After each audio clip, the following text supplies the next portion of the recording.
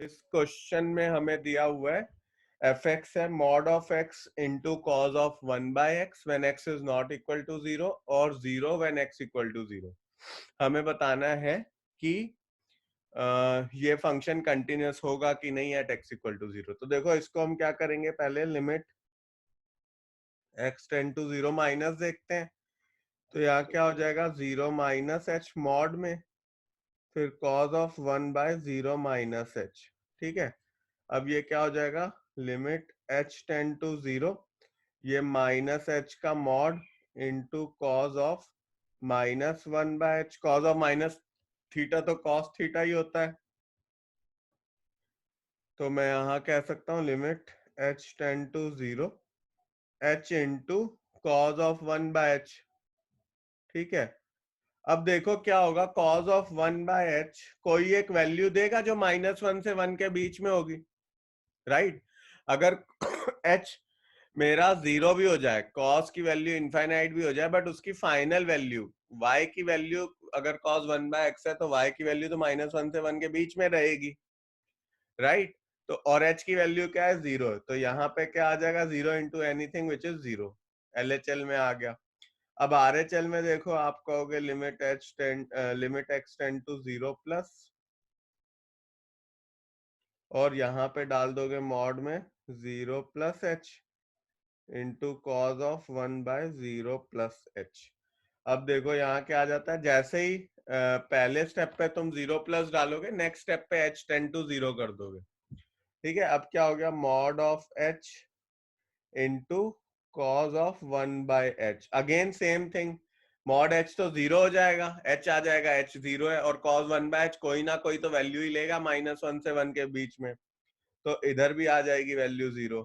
अब LHL 0 है, RHL 0 है, और एट दैट पॉइंट भी 0 है वैल्यू। सो दैट मीन्स कि जो मेरा फंक्शन है वो कंटिन्यूअस है at x is equal to 0। ये जो नेक्स्ट क्वेश्चन है इसमें हमें दे रखा है कि f(x) की वैल्यू है a sin π/2 x plus 1 when x is less than equal to 0, और वैल्यू है tan x upon x cube when x is greater than 0। ये क्यूब है when x is greater than 0। अब देखो अपन पहले LHL निकाल लेते हैं, तो limit x tend to 0 minus पे ये वाला फंक्शन है, ये फंक्शन क्या है 0 sin π/2 इंटू x प्लस 1। इसमें आप 0 डाल दो सीधा सीधा उठा के x को, तो a रहेगा, sin π/2 1 होता है, 0 प्लस 1 1 हुआ, तो a इंटू 1 क्या हो जाएगा a। ठीक है, हमें इस क्वेश्चन में करना क्या है कि find value of a for which ये फंक्शन, ये जो दिया हुआ है, is continuous at x equal to 0। तो हमने पहले LHL लिया, सॉल्व करा, उसमें a ही आ गई वैल्यू। फिर हम RHL ले रहे हैं, उसको सॉल्व करने जाएंगे तो क्या हो जाएगा। अब अगर तुम्हें ध्यान हो तो ये एक्चुअली पिछले साल का एक लिमिट्स का क्वेश्चन है जो इस साल आ गया है। सिंपल है सॉल्व करना, tan x को sin x by cos x कर दो, limit x tend to 0 plus sin x by cos x करो, sin x को कॉमन ले लो, क्या बचेगा 1 by cos x minus 1 upon x cube.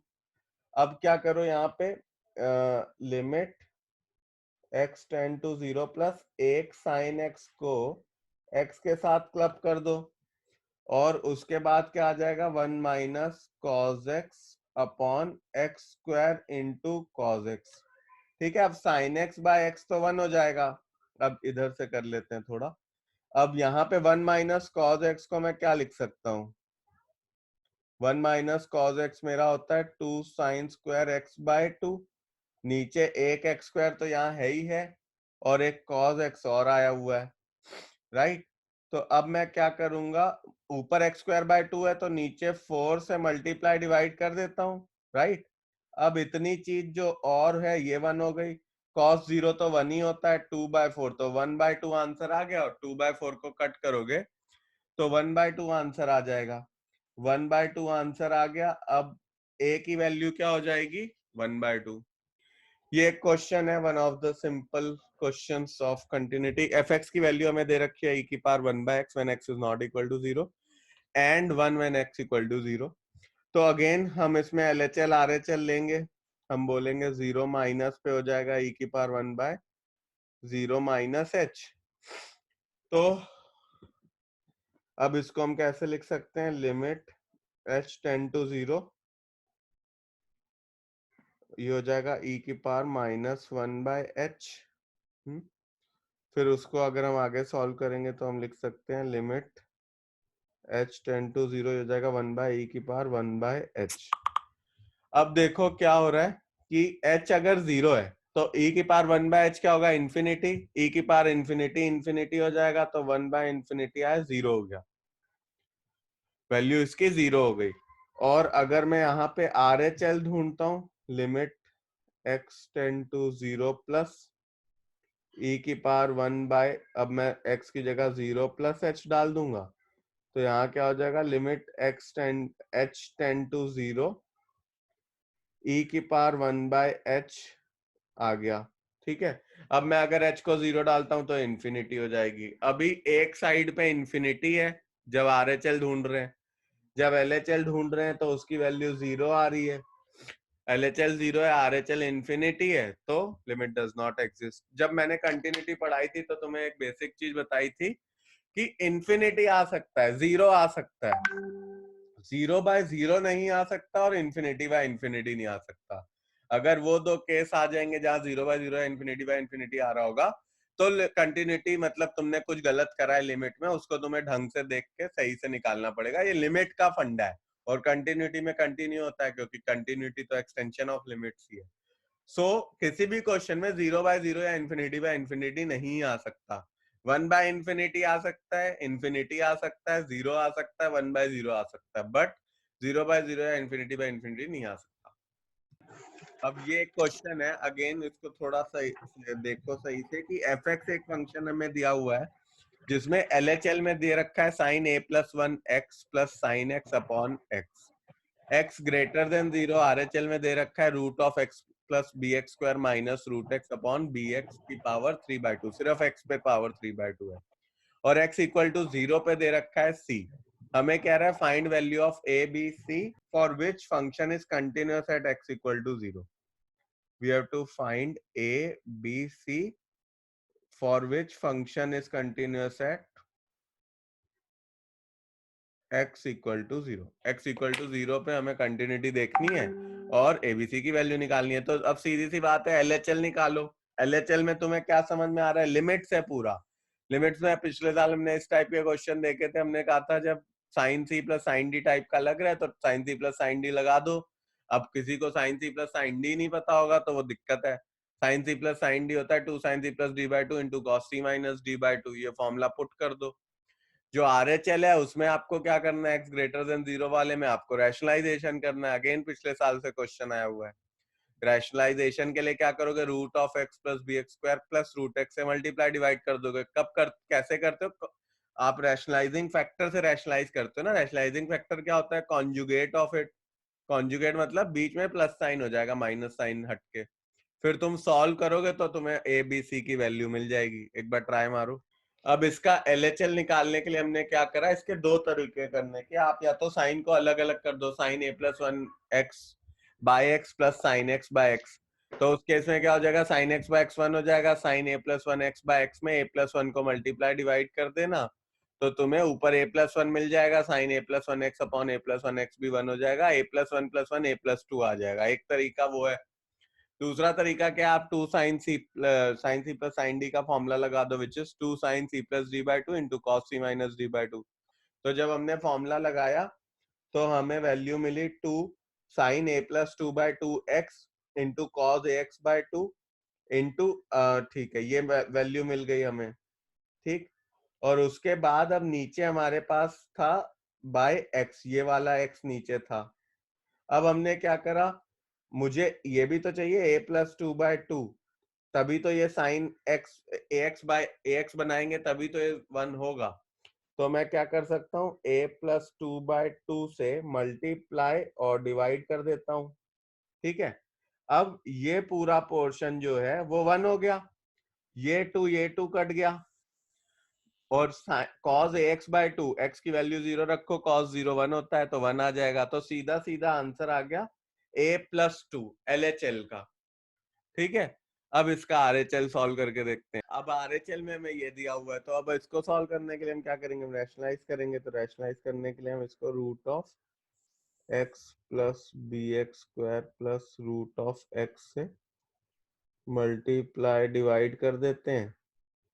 ऊपर आ जाएगा x plus b x square minus x, नीचे आ जाएगा बी एक्स की power 3/2 into root of x plus b x square plus root x, ठीक है। एक्स एक्स कैंसिल, ये लिमिट x टेंड टू 0 है।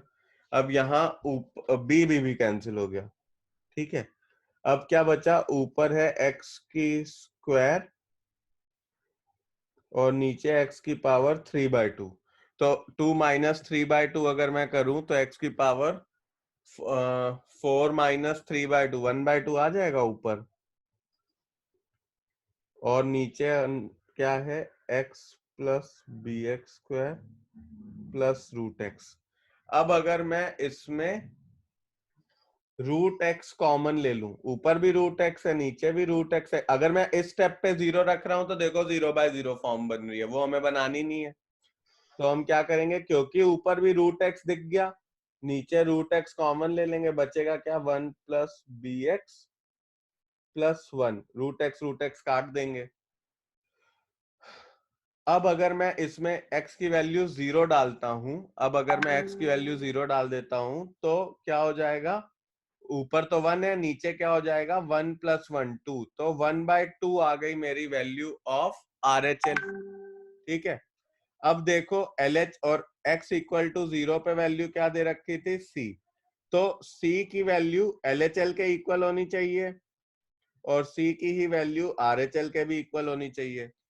तो c तो मेरा सीधा सीधा आ गया 1/2, और a की वैल्यू क्या हो गई, 1/2 माइनस 2 विच इज माइनस 3/2, ठीक। a आ गया, c आ गया। अब b की वैल्यू देखो, b की तो कोई भी रियल नंबर वैल्यू हो सकती है, बट अगर इस फंक्शन को मैं सिर्फ देखूं, सिर्फ इस फंक्शन को, अभी रैशनलाइजेशन सब भूल जाओ, क्योंकि जब मैंने पूरा RHL को रैशनलाइज करा तो b तो इनसिग्निफिकेंट ही हो गया, मतलब b जो मेरा है वो कोई भी रियल नंबर वैल्यू ले सकता है। जब भी b अगर हट ही जा रहा है पूरे सिनेरियो से तो कुछ भी ले ले वैल्यू, क्या जाता है, कॉम्प्लेक्स छोड़ के रियल नंबर में जो उसका मन करे वो ले सकता है। बट जब मैं ये फंक्शन को देखता हूं, इस फंक्शन को सिर्फ देखता हूं, RHL को सिर्फ देखता हूं और कुछ भी नहीं देखता, तो मैं क्या देख रहा हूं, एक मिनट तुम्हें वहां दिखाता हूं तो तुम्हें शायद ठीक है। अगर मैं सिर्फ RHL को देख रहा हूं विच इज ओनली दिस, आप ये ध्यान रखना कि ये सिर्फ इतना था, इसमें देखो b कुछ भी वैल्यू ले सकता है बट 0 नहीं हो सकता, अगर 0 हो गया तो फंक्शन ही नॉट डिफाइंड हो जाएगा।